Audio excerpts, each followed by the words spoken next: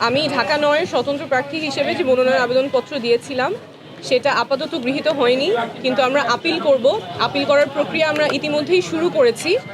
কারণ হিসেবে যেটা নির্বাচন কমিশন বলেছে, আপনারা জানেন যে স্বতন্ত্র প্রার্থীর জন্য বিধি অনুযায়ী ১% ভোটারের স্বাক্ষর নিতে হয়। সেই ১% ভোটারের সংখ্যা যা হয় তার চেয়ে আমরা বেশি স্বাক্ষর সাবমিট করেছি, প্রায় ২০০-র মতো বেশি ছিল। সেখান থেকে ওনারা দৈব চয়নের মাধ্যমে ১০ জনের ভেরিফিকেশন করতে গিয়েছেন, সত্যতা যাচাই করতে গিয়েছেন। সেখানে ৮ জনের ওনারা তথ্য সঠিক পেয়েছেন।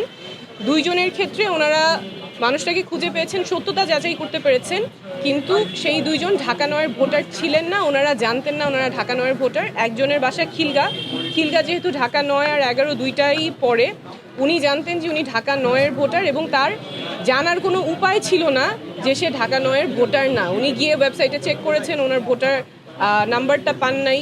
এনআইডি যেটা ছিল উনি জানতেন উনি ঢাকা ৯-এর ভোটার, সেভাবে তিনি স্বাক্ষর করেছেন।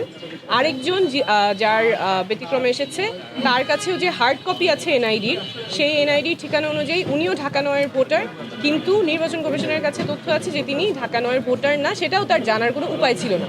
তো যেই ২ জনের কথা ওনারা বলেছেন যাদের সত্যতা পেয়েছেন কিন্তু ঢাকা ৯-এর ভোটার না, এই ২ জনের ক্ষেত্রেই তাদের জানার কোনো উপায় ছিল না যে তারা কোন এলাকার ভোটার এবং ঢাকা ৯-এর ভোটার না। ওনারা জানতেন যে ওনারা ঢাকা ৯-এর ভোটার, সেই অনুযায়ী ওনারা স্বাক্ষর দিয়েছেন এবং নির্বাচন কমিশন কোনো উপায় রাখে নাই ভোটারদের জানার জন্য যে তারা কোন আসনের ভোটার কিংবা ভোটার নাম্বার কত।